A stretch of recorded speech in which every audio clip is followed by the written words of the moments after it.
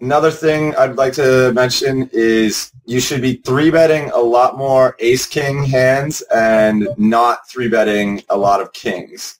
And my reasons for this is people are just fold, fold, fold, waiting to have aces. So I want to be 3-betting when I have ace-king type hands and not so much when I have kings, because there's just a way higher probability of somebody having aces. So why would I 3-bet and allow them to play their hand perfectly? I like to always raise to 3x pre-flop, no matter what seat I'm playing from, because I think you want to discourage people from calling you. So if you make a bigger raise, I think that's good for you. And the only reason I don't pot is I do want to have a little bit of wiggle room when my opponent does 3-bet me. So here with my ace-king-king, being min-raised, very easy 3-bet to me.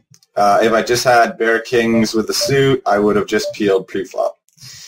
You're going to make, if this guy had a deeper stack, I would peel this from the big blind, but since he's so short, I don't see a point. Up here with my kings, very easy continuation bet. If I did get check raised, I'm not going to be the one to overplay my kings, and I would have just folded. Over here, the probability of me being ahead with top and bottom pair, very high.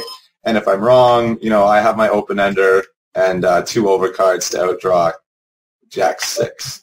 So to me, this is a very, very easy raise, get it in type situation, as I expect him to jam on me with, straight draws, sets, whatever, but I'm really not getting away from my hand. Okay, so lucky me.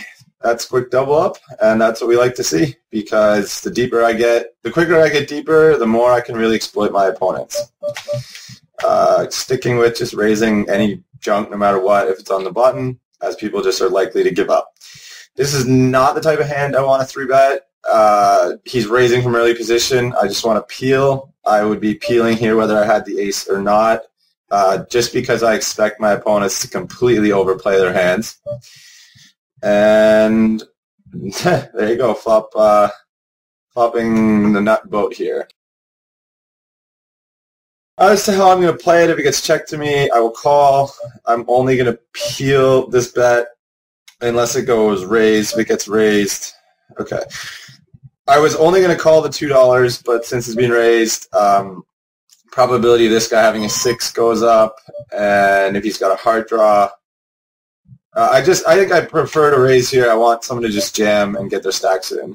In like a regular PLO situation, I think it's better to just call, but in Zoom, they're just going to absolutely overplay their hands. So I'm going to give him the opportunity to put in his full stack. It didn't quite work out, but that's okay. As you'll see, people just massively overplay anything, and you want to give them every opportunity to put the money in when you do have the lead. Over here, I have a full wrap. I don't have a pair, so I'm just going to call because it's really easy for him to get in a pair and a draw. And I don't want to make it easy on my opponents. Since the board does pair here, I will be able to just fold on the turn. And again, just move on.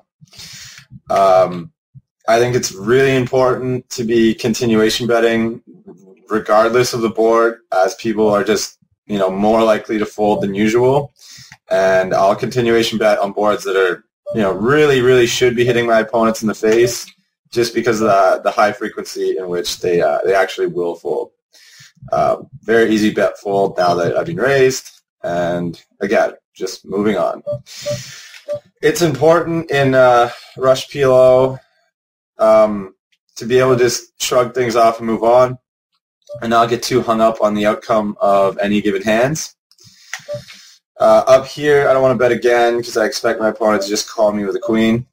And over here on the left, this is a great spot to check raise, as it's, my opponent has to have a specific type of hand to continue, and if he doesn't have it, I just pick up the fold. I think it's important to be attacking people on what I call lockdown boards, such as, anytime there's a straight possible on board and you've just peeled somebody pre-flop, I think it's a great spot to be check raising for bluffing purposes.